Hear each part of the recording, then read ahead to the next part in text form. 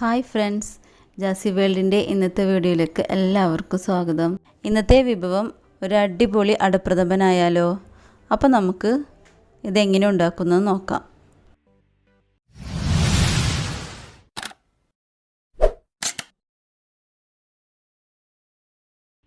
ഇതിനായി 1/2 കിലോ അട എടുത്തിട്ടുണ്ട്. പിന്നെ 1-ാം പാല്, 2-ാം പാല്, 3-ാം പാല്. പിന്നെ ഇതിലേക്ക് 15 പീസ് ശർക്കര ഉരുക്കിയത് എടുത്ത് വെച്ചിട്ടുണ്ട്. ഒരു ഉരുളി അടുപ്പത്ത് വെച്ച് അതിലേക്ക് സ്വല്പം നെയ്യ് ഒഴിച്ച് കൊടുത്തിട്ട് നമുക്ക് ഈ അട ഒന്ന് വറുത്തെടുക്കാം. ഏകദേശം ബ്രൗൺ കളറാകുന്നത് വരെ വറുത്തുകൊണ്ടിരിക്കണം. ഞാനിവിടെ വലിയ അടയാണ് എടുത്തിട്ടുള്ളത്. നിങ്ങൾക്ക് വേണമെങ്കിൽ ചെറിയ അട ഉപയോഗിക്കാം. അടപ്രഥമ ടേസ്റ്റ് വലിയ അടയാണ് കേട്ടോ. ഇതിലേക്ക് 3-ാം പാൽ ഒഴിച്ചു കൊടുക്കുക. എന്നിട്ട് നന്നായിട്ടൊന്ന് മിക്സ് ചെയ്ത് കൊടുത്തിട്ട് ഈ 3-ാം പാലിൽ കിടന്നിട്ട് അട വേവിച്ചെടുക്കണം. ലോ ഫ്ലെയിമിലിട്ടിട്ട് വേവിച്ചെടുത്താൽ മതി. ഇപ്പോൾ ഇതേ അട നന്നായി വെന്ത് വന്നിട്ടുണ്ട്. ഇനി ഇതിലേക്ക് ശർക്കര ഉരുക്കിയത് ഒഴിച്ചു കൊടുക്കുക. ചൂടാറിയതിന് ശേഷമാണ് ഞാൻ ഒഴിച്ചു കൊടുത്തിട്ടുള്ളത്. എന്നിട്ട് നന്നായിട്ടൊന്ന് മിക്സ് ചെയ്ത് കൊടുക്കുക. ഇതൊന്ന് തിളക്കാനായിട്ട് നമുക്ക് മൂടി വയ്ക്കാം.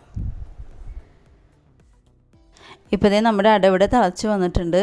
ഇനി സ്വല്പം നെയ്യ് ഇതിലേക്ക് ചേർത്ത് കൊടുത്ത് നമുക്കിതൊന്ന് വറ്റിച്ചെടുക്കണം. നെയ്യ് ചേർത്ത് കൊടുത്തതിന് ശേഷം വേണം ഇതൊന്ന് വറ്റിച്ചെടുക്കാനായിട്ട്. ഇപ്പോൾ ഇതേ നമ്മുടെ അട ഇവിടെ ഏകദേശമൊക്കെ വറ്റി വന്നു തുടങ്ങിയിട്ടുണ്ട്. ഇനി ഇതിലേക്ക് 2-ാം പാൽ ഒഴിച്ചു കൊടുക്കുക. ഇനി ഇതൊന്ന് നന്നായി മിക്സ് ചെയ്ത് കൊടുത്തിട്ട് ഇതിലേക്ക് ആവശ്യത്തിനുള്ള ഉപ്പ് ചേർത്ത് കൊടുക്കണം.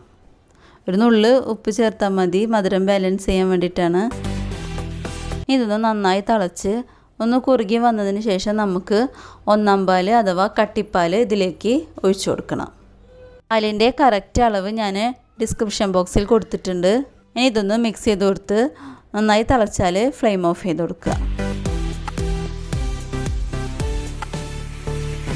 ഇനി ഇതൊന്ന് നന്നായി ചൂടാറാനായി വെക്കണം. നന്നായി ചൂടാറി കഴിഞ്ഞാൽ ഇതിലേക്ക് നല്ല ജീരകവും ഏലക്കയും കൂടി പൊടിച്ചെടുത്തത് ഇതിലേക്ക് ചേർത്ത് കൊടുക്കുക.